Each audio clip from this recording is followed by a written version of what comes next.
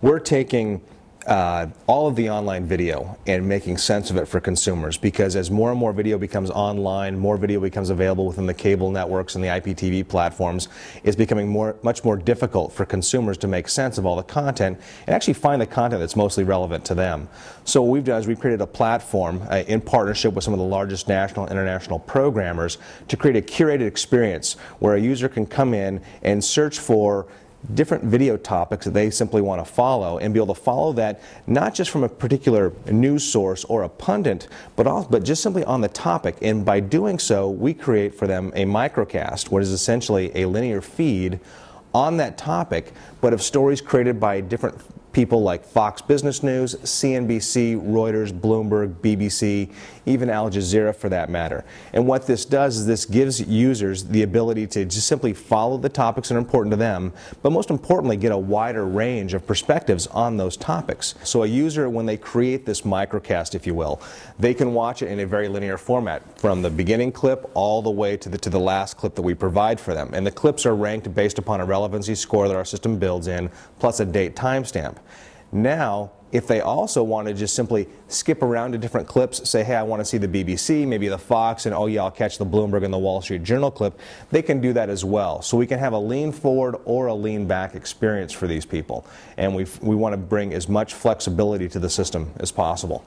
One of the things that we've been able to convince the programming community about is that, number one, we're dealing with a perishable asset here, being news.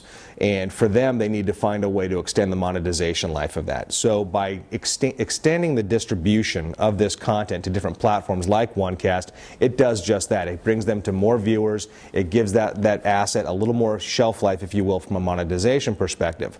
But what's been most compelling for the programmers is this microcasting concept we developed, where we create this linear feed of multiple different video clips from multiple providers.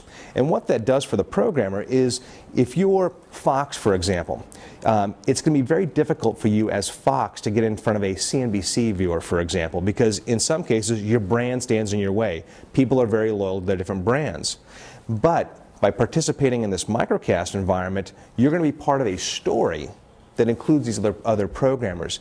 And if perchance your story resonates with a CNBC viewer, there's a high likelihood they may traffic back to your site. So it's an opportunity for us to give them an audience reach that they otherwise couldn't get, simply because of the brand getting in their way. The system is ad supported, and we do share back our revenues with our programmers. So all of the content that OneCast has is fully licensed. We don't do any of the web scraping or web repoints that some of the other companies in the market do. We don't do anything within the actual video clip itself, so the ads are delivered after every 1 or 2 video clips. We focus on very high value 15-second mid-rolls with a companion ad and some interactive overlays. We don't do any of the banners or any type of other brand placements, if you will, in and around the video experience. For us, the focus is all about the content and having a very high quality user experience. Ads are a part of that, but we want to do things smartly. And so by going after that very high quality video ad that matches up and we can target to our audience, that's where we're focusing on.